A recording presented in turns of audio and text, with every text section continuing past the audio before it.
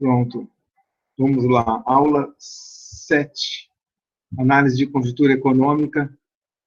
Disciplina do curso de Ciências Econômicas da Unifesp. Desculpe aí o atraso, mas deu muitos problemas técnicos, né? Só agora que eu consegui estabelecer tanto o microfone quanto o vídeo. E qualquer coisa vocês me avisem, tá? Bom, primeira coisa é que eu enviei para vocês ontem esse propósito de atividade 4. Então, na semana passada, nós vimos, e eu vou rever agora, de novo, um pouco, a metodologia de cenários futuros.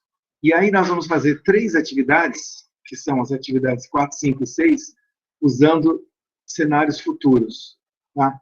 Então, mandei isso daqui para o grupo, para vocês, e daqui a 2 semanas seria o início aí da entrega dessa atividade 4.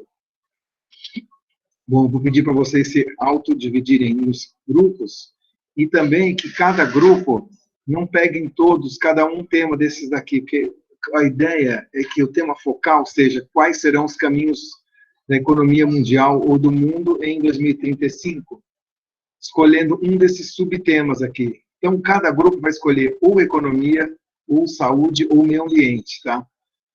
Mas só peço que todos não escolham economia, todos escolham saúde, todos escolham meio ambiente.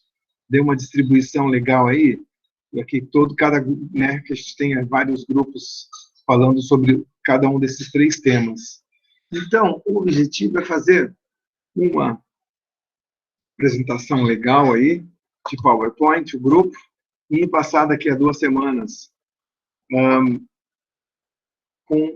utilizando a metodologia de cenários futuros, os 8 etapas, né?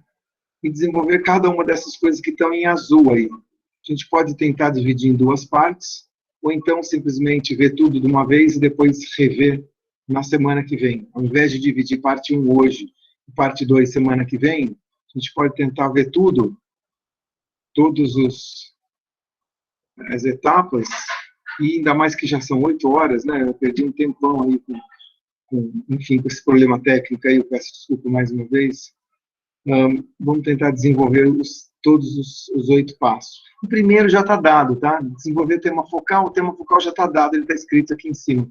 Quais serão os caminhos do mundo em 2035, então, portanto, um cenário de longo prazo ou cenário futuro, e vocês devem escolher um desses 3 temas. Economia, saúde, meio ambiente, dentro dessa ideia de mundo em 2035.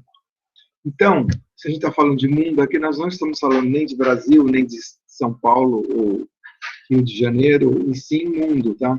Então, o recorte é mundo.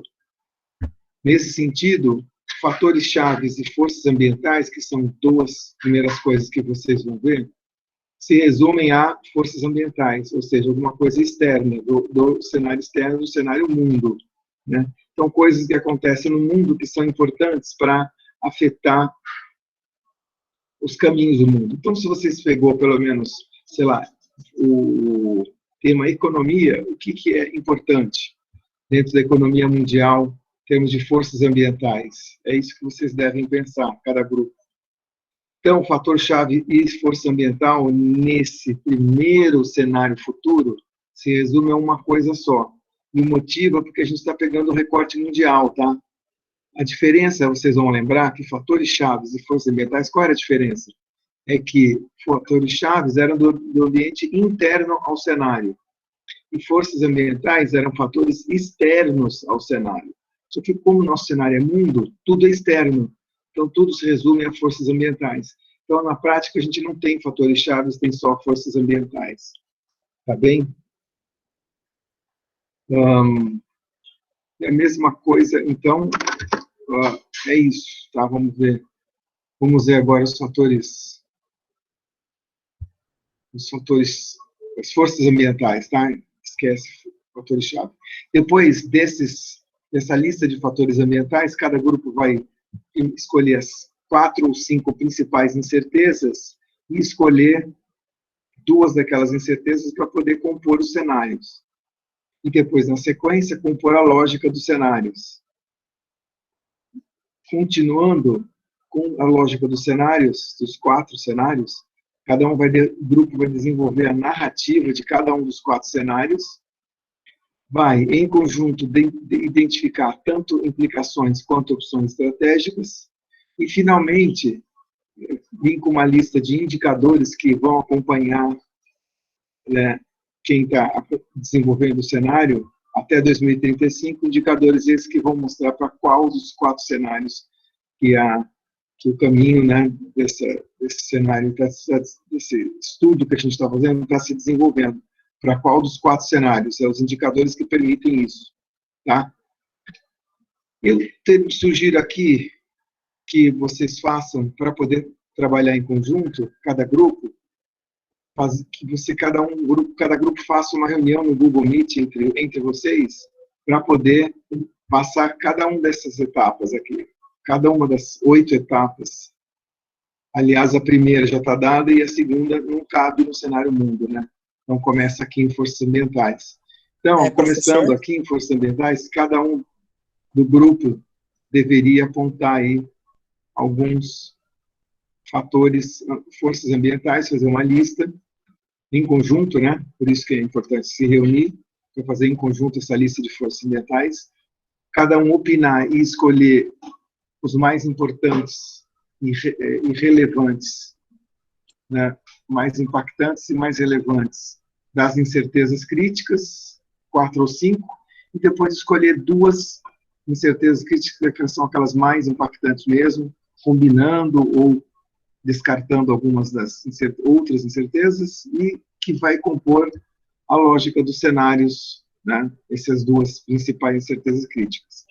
A partir daí vai ser desenvolvida, então, a narrativa dos cenários, as implicações, opções e opções estratégicas, e os indicadores pronunciadores. Tá? Então, é isso. A ideia é trabalhar nessas 2 próximas semanas na atividade 4. Depois a gente vai trabalhar na 5 e na 6, usando ainda a metodologia, certo? Professor? Muito bem. Eu vou rever algumas coisas aqui. Acho que ele não está ouvindo. Depois...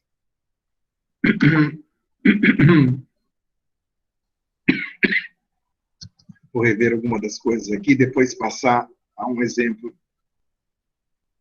Então, a gente viu 2 semanas atrás a metodologia de cenários futuros, no qual nós tínhamos essas 8 etapas, e dessas 8 etapas, elas eram ligadas desse modo, mais ou menos. Então, o tema focal já foi colocado. Ops, só um minuto.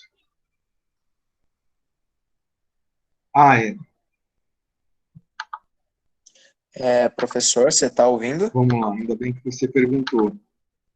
Tem que compartilhar a tela, lógico. O que será que faria ele não ouvir? Vamos lá, agora sim, compartilhando a tela. Desculpe a confusão, mas de qualquer modo, então eu vou ter que voltar ali. Vou ter que voltar aqui, já que eu não estava compartilhando a tela. Eu só, sem compartilhar a tela, eu mencionei essas coisas aqui, desculpem a confusão, mas de qualquer modo a ideia é esse tema focal, quais serão os caminhos do mundo em 2035. Cada grupo deverá escolher um desses 3 temas, ou economia, ou saúde, ou meio ambiente, e aí desenvolver em 2 partes, ou talvez tudo junto em uma semana. Hoje acho que nós vamos poder ver as 2 partes juntas, mas vocês podem desenvolver, depois de uma reunião entre vocês, para poder escolher, né, entre vocês, cada uma, o que seriam cada uma dessas 8 etapas aqui. Tá? Então, tema focal, fatores-chave, forças ambientais, certeza crítica, lógica dos cenários, narrativas, implicações e opções estratégicas e indicadores. Certo? Então, esse aqui eu já passei para vocês ontem, para entregar até daqui a 2 semanas. E vamos rever, então, a metodologia, algumas coisas. Tema focal é dado, quais são os caminhos do mundo em 2035 para um dos 3 temas, economia, saúde ou meio ambiente. Os fatores chaves não cabe aqui, pois nós estamos falando de uma questão mundial, recorte mundial, daí nós não temos fatores internos, que são os fatores chaves, e sim, fatores internos ao tema focal, e sim, fatores externos, né, coisas de fora, Então, vamos focar aqui, vai ser só forças ambientais. Tá? Depois a gente vem para as incertezas, lógica dos cenários, narrativas, implicações e indicadores para enunciadores. Começando aqui pelas forças ambientais, a ideia é ver, são tendências ou coisas que afetam o seu tema, né? Tendências sociais, tecnológicas, econômicas, ambientais e políticas. Então, o exemplo que a gente colocou lá para aqueles cenários futuros, era que esses 33, então, como é que a gente identificou todo esse monte de fatores chaves e forças ambientais em conjunto? Fazendo um brainstorm, né, o grupo debatendo e vendo quais são as variáveis importantes para cada um desses fatores chaves e forças ambientais. Então, tem alguns aqui, partidos políticos, pressão demográfica, gestão de recursos públicos, relacionamento com as partes interessadas ou stakeholders, gestão de mudanças, etc., etc. 33 fatores de dentro do tema focal ou de fora do tema focal que afetam, né?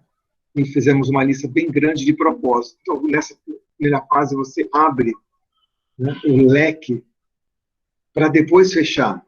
Como assim depois fechar? Depois desses 33, vocês vão ver quais são as incertezas críticas. Isto é, de quais desses 33, ou 30, ou 20, seja lá quantos vocês conseguirem listar, quantos desses são as incertezas mais críticas. Então, dessas incertezas críticas, quais são as mais importantes e mais incertas ao mesmo tempo? Aquelas que são certas ou menos incertas, não é relevante aqui. E aquelas que são menos importantes, que impactam menos o tema ambiental, a gente não quer, nós não estamos interessados nessa incerteza. Exemplo, nós estamos falando de economia mundial, por exemplo, a taxa de juros no Zimbábue, ela é importante para a economia do Zimbábue, mas ela não é nada importante, é totalmente irrelevante para a economia mundial, que é o nosso tema focal. Mesma coisa, o PIB brasileiro. O PIB brasileiro pode ser importante para nós aqui, nos nossos trabalhos e tudo mais, mas ele é totalmente irrelevante quando você olha a economia mundial. Né? O Brasil é a oitava ou nona economia, já foi talvez um pouco mais importante, ainda é uma das principais economias, mas os maiores PIBs são Estados Unidos, China e União Europeia. Então, enfim, é nesse sentido que a gente tem que tudo é relevante, tudo é relativo, né? Então, dos suas forças, para que essas virem uma incerteza crítica, ela tem que ser importante e incerta ao mesmo tempo. Tá? Então, isso é bastante importante.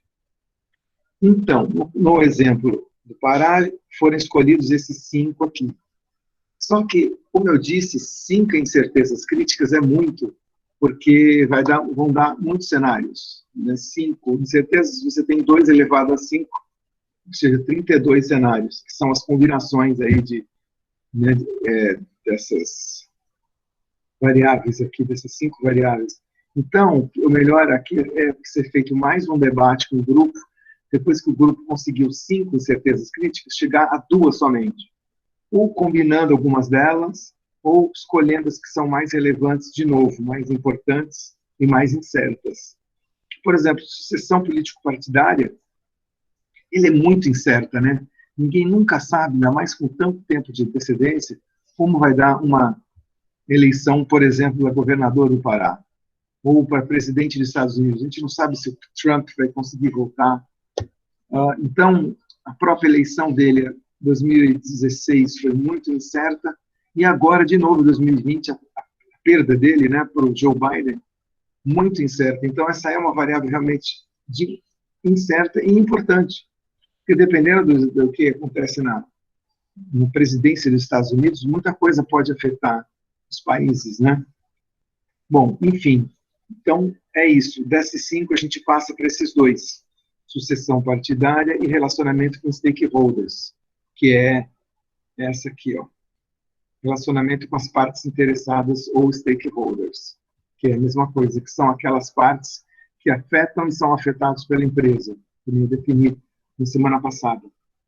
Uma vez com duas incertezas críticas, a gente coloca dois limites máximos, né, por um lado quanto para o outro, em termos da incerteza.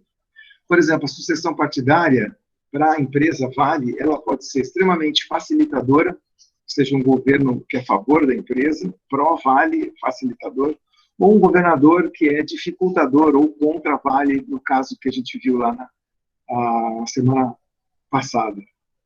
Já o relacionamento com as partes interessadas da empresa, ela pode ser um relacionamento muito bom, integrado, né, bom, proativo, ou o oposto disso, que é o outro limite, distante, ruim, reativo.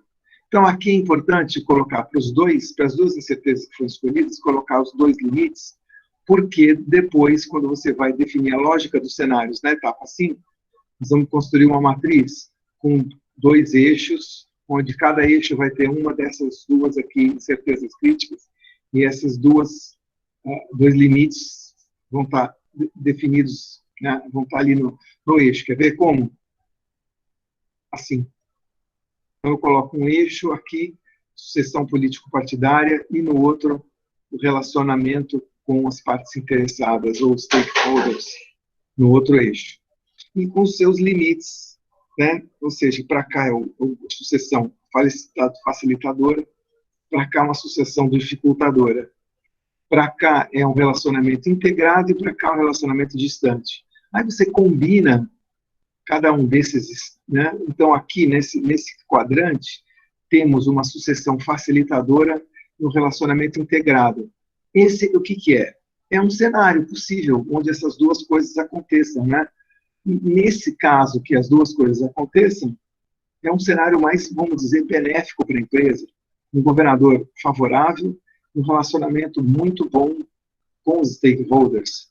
Esse cenário aqui, que é possível acontecer em 2035, ou seja lá quando for, você dá um nome para ele.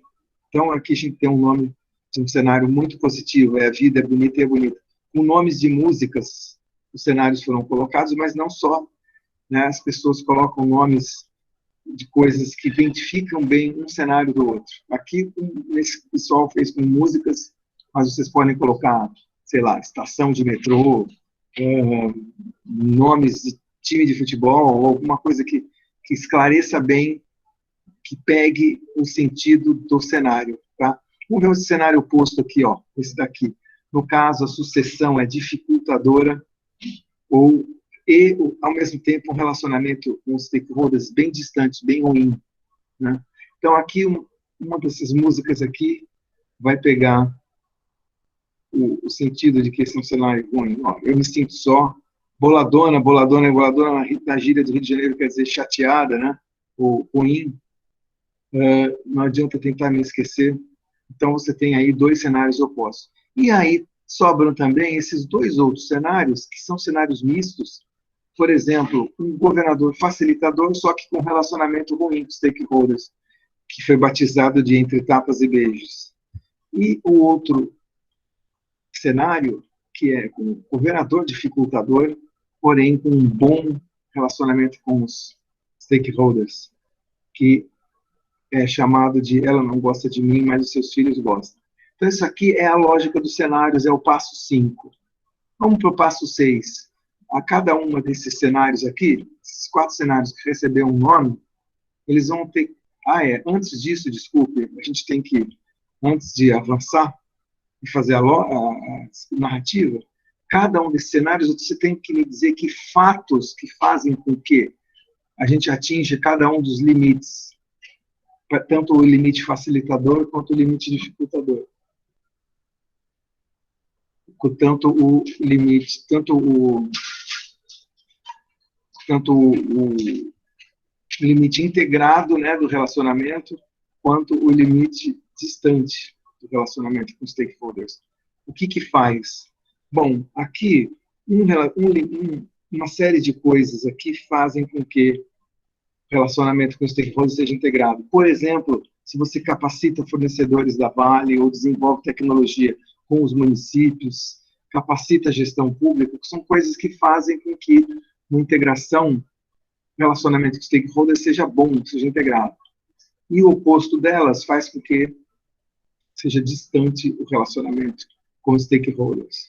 E aqui é a mesma coisa, o que faz com que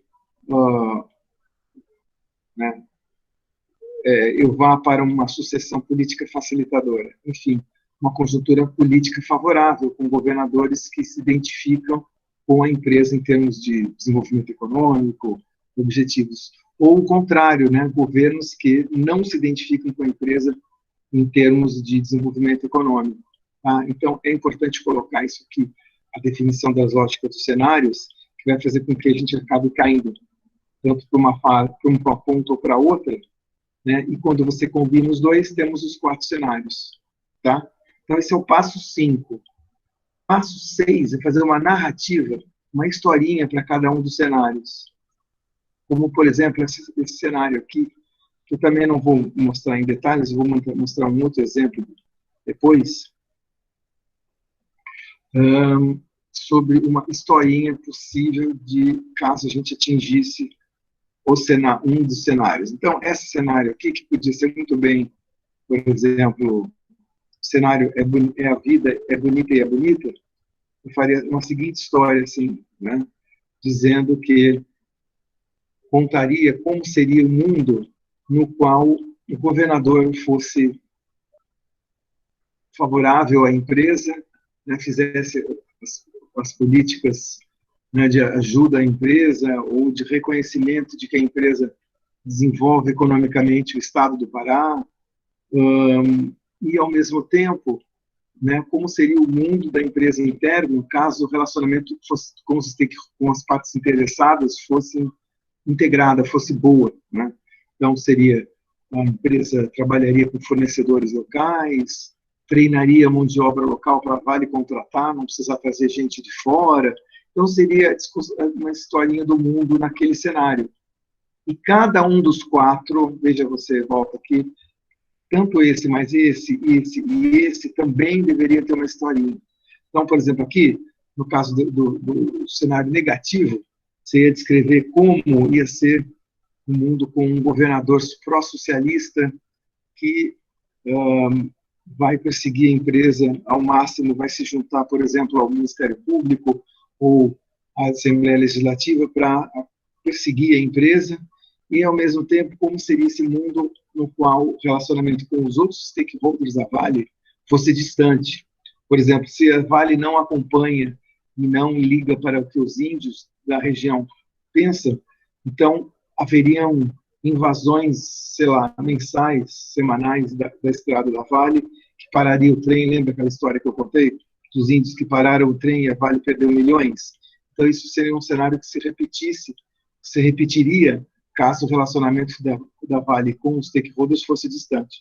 Então, aqui você faria uma historinha para cada um dos 4 cenários, e é isso aqui, a etapa 6, que a gente chama de detalhamento da narrativa dos cenários, narrativa dos cenários. Já a etapa 7, eu preciso saber 2 coisas, as implicações e as opções estratégicas. Ó, note que são 2 coisas diferentes, eu já falei isso semana passada, mas aqui cabe ressaltar para vocês entenderem bem a diferença. Implicações caso o cenário acontecesse, o que isso implica para o tema que a gente está estudando, no caso a empresa Vale. Já ações estratégicas ou opções é um pouquinho diferente, porque é o seguinte: caso o cenário acontecesse, o que eu devo fazer? Quais são as ações que eu devo fazer? Por isso que você tem que ver as implicações primeiro e depois pensar nas ações. Por quê? Porque nas implicações você verá, tá, caso o cenário acontecesse, como eu seria impactado. E se eu sei como eu sou impactado, depois eu vou pensar em ações para lidar com esse possível cenário.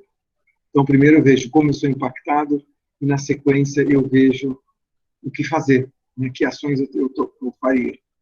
Então, vejam vocês aqui, vamos ver.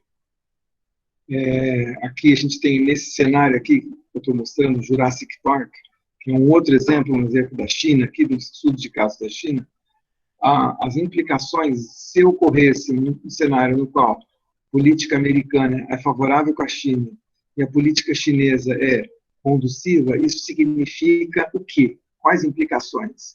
Barreiras, a economia teria barreiras, pequenas barreiras à entrada, né? Ou seja, seria uma economia extremamente competitiva, onde qualquer empresa pode entrar, então vai ter uma competição muito alta.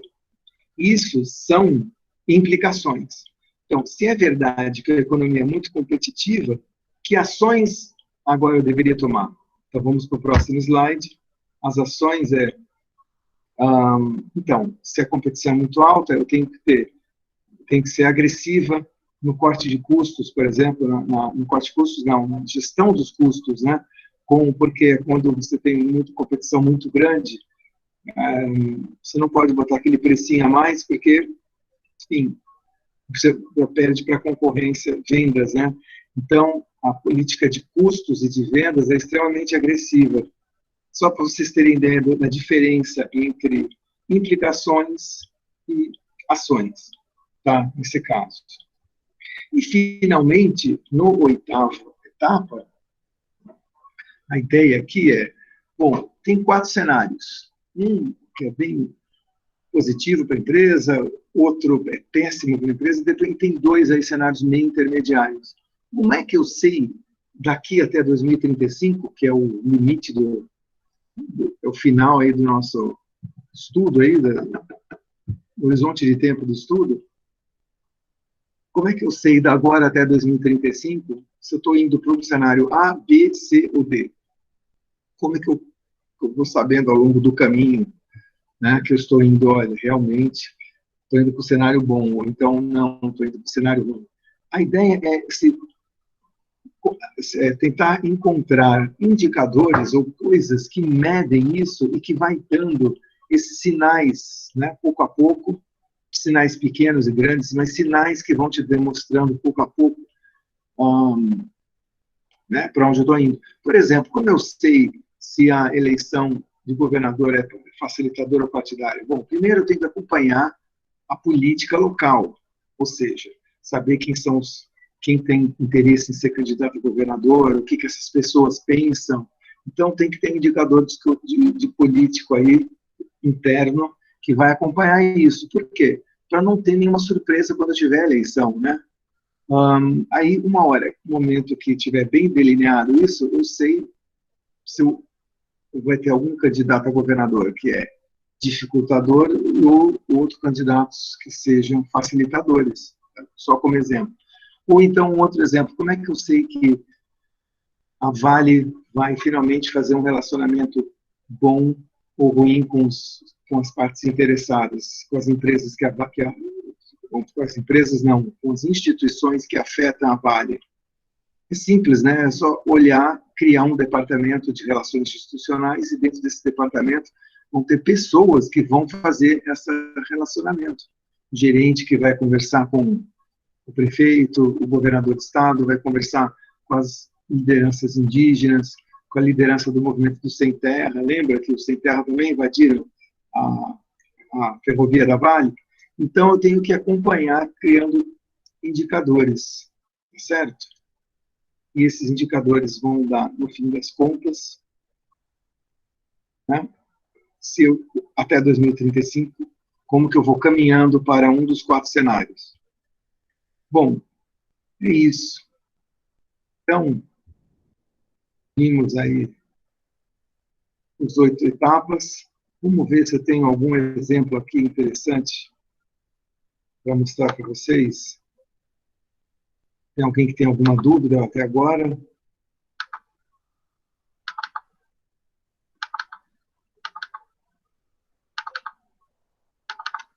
Deixa eu ver se eu acho alguma coisa interessante aqui.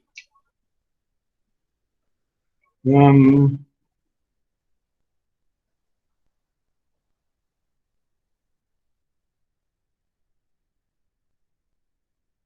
ver se dá para ver aqui.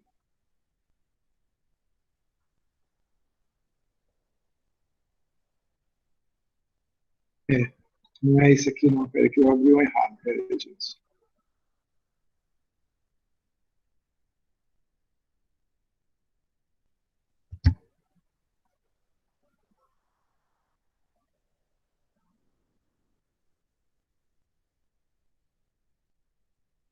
Acho que está bom. Está muito bom esse trabalho. Eu vou mostrar mais ou menos rápido. Não vou enviar para vocês, não, por razões óbvias, né, que esse já é o trabalho pronto, mas uma ideia de mais ou menos como seria, no caso, Economia Mundial em 2035, para um grupo que escolheu o meio ambiente.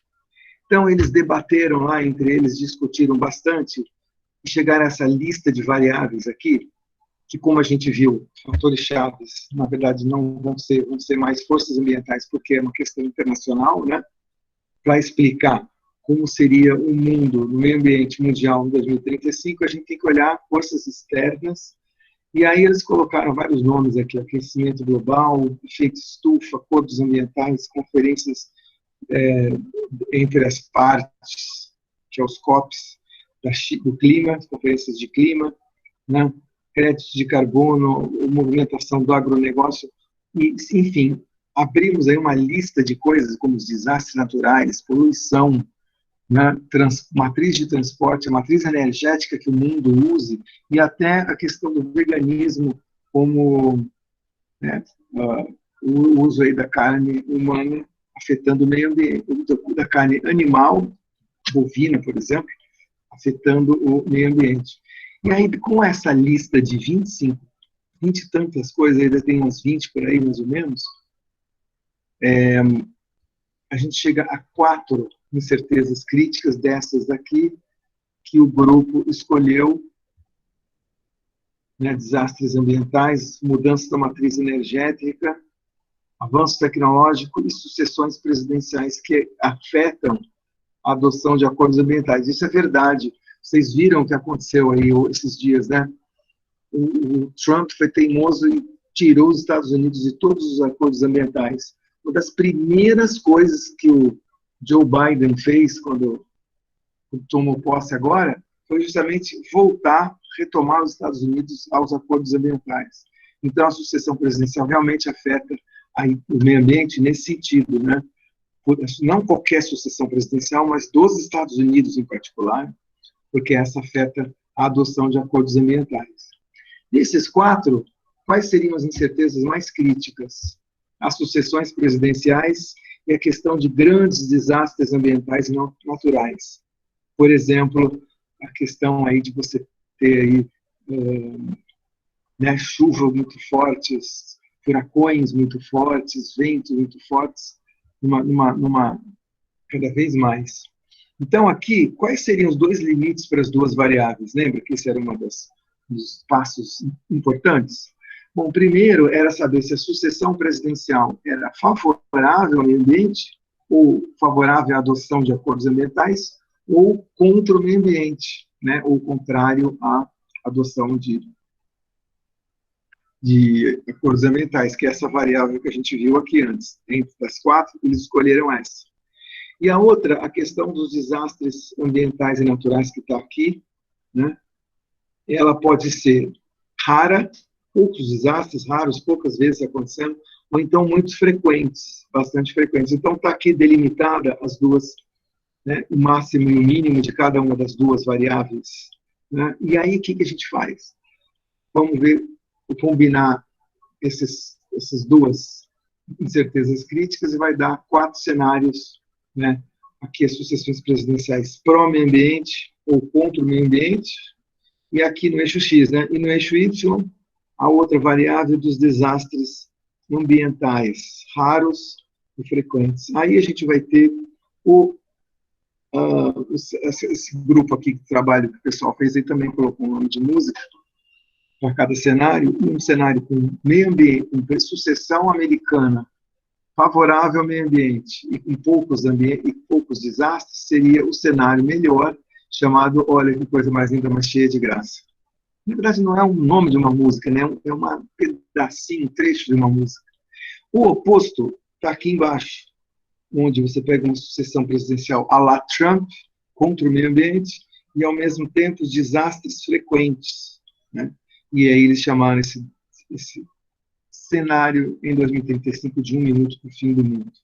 Aí cabe aí dois outros cenários, um de intermediários, né, no qual não nem tão benéfico nem tão maléfico, um no qual você tem um presidente pró-ambiental, mas com muitos desastres ambientais. Nem lá nem cá chamaria esse cenário, né? A ideia desse cenário é que tudo bem, a gente colocou até um presidente favorável como o Biden, só que é meio tarde demais, né? A mudança climática foi tão rápida, né, que acabou que nós temos agora frequentes desastres. E no lado oposto, a gente tem um presidente complicado como o Trump, mas a natureza colaborando e tendo poucos desastres, um cenário chamado de nem sim nem não. Então vamos ver o que o grupo fez para descrever. Aliás, antes da narrativa dos cenários, o grupo colocou alguns fatores aqui que fazem com que os desastres sejam raros ou frequentes. Por exemplo, eles seriam raros se tivesse um consumo consciente, né, ou seja, que você gaste menos recursos, menos embalagens, descarte de lixo adequado, transporte que seja amigável ao meio ambiente, veganismo, e o oposto aqui. Tá. E aqui os fatores que fazem com que uma sucessão presidencial seja pró-meio ambiente ou contra o meio ambiente. Aqui temos aí coisas de assinaturas, para esse lado, assinaturas de compromissos de acordos internacionais, que nem o Clube de Paris, né, os Acordos de Paris, ou desrespeito a essa agenda ambiental. Políticas públicas que preservam a natureza, como segurar, né, a Amazônia, ou políticas muito extrativistas, como a que a gente vê para a Amazônia no caso do Brasil. E a adoção de uma matriz energética mais renovável ou menos renovável, mais uso fóssil, né, dos combustíveis. Então, essas seriam as causas fundamentais para chegar num dos 4 cenários. Agora sim, cada um desses 4 cenários vai ter uma narrativa. Tá? Então, eu vou mostrar só um, os outros eu vou passar bem rápido, porque, na verdade, o grupo fez 6 e 7 juntos. O 6 é a narrativa, que está aqui. E o 7 são as implicações e opções estratégicas. Eles já puseram tudo junto. Tá? Eu até recomendo colocar separado, mas também se colocar junto não tem problema.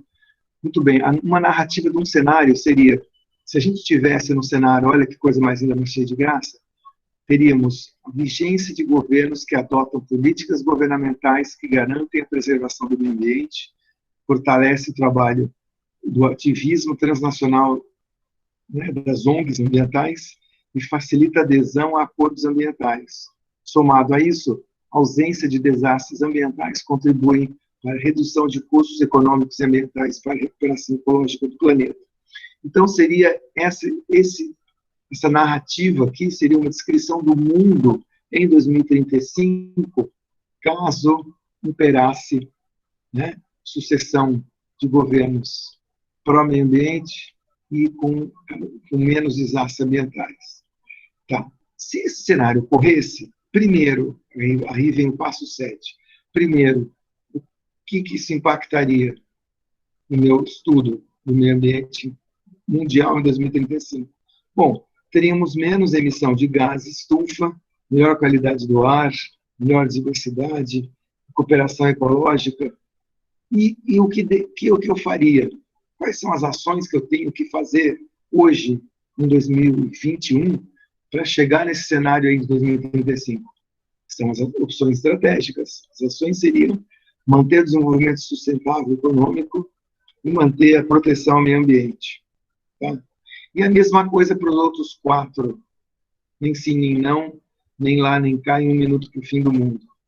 Tá? Só vou dar um minutinho aqui no nem sim, nem não, a narrativa, as implicações e as opções. Outro cenário alternativo, nem lá, nem cá, que seria essa narrativa. vejam vocês que nem lá nem cá governos favoráveis, só que muitos desastres ambientais, aquilo que não deu tempo para segurar. Implicações disso seria, bom, se tiver muitos desastres ambientais, a gente vai perder floresta, vai ter alagamento, né, muita dificuldade na vida. E o que a gente faz nesse caso? Bom, temos que investir para ter melhor previsibilidade. Na verdade, eu diria até outra coisa, que eu diria que precisa investir em recuperação econômica mesmo, porque se está tendo tantos desastres, né, você tem que investir em medidas de contenção.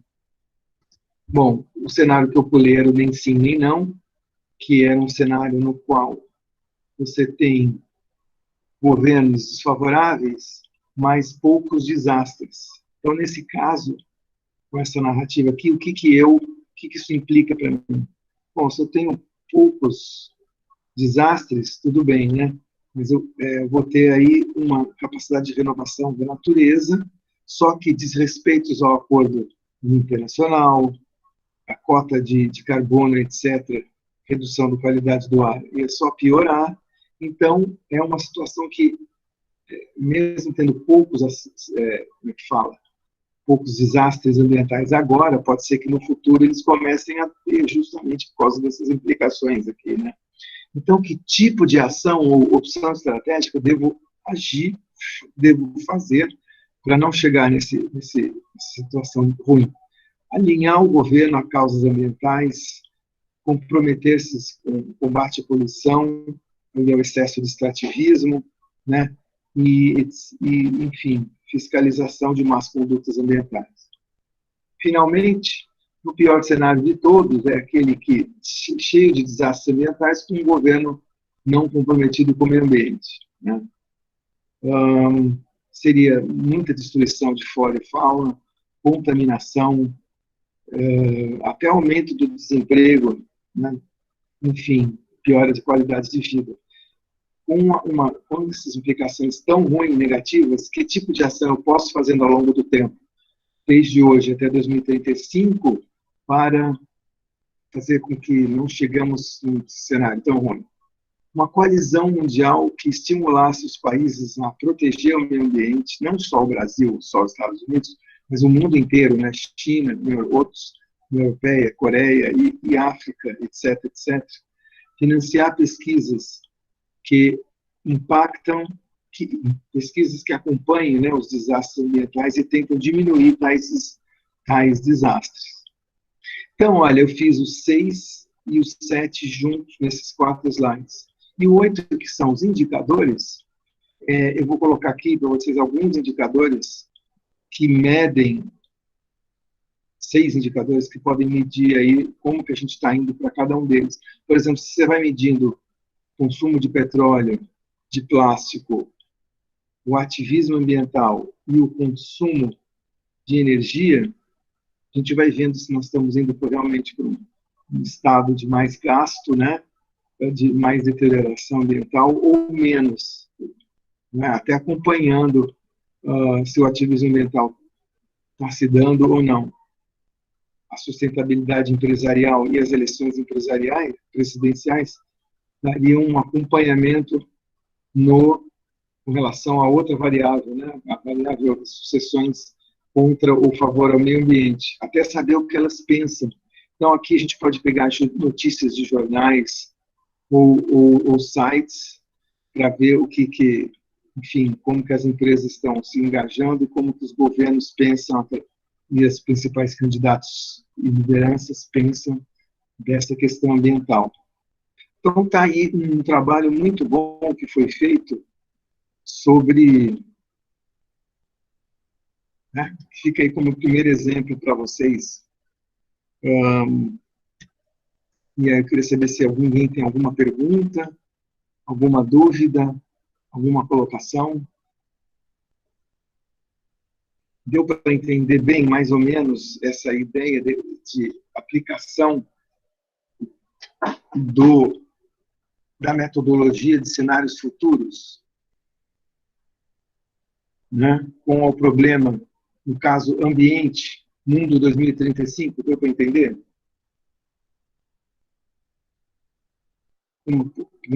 Algum questionamento, algum comentário?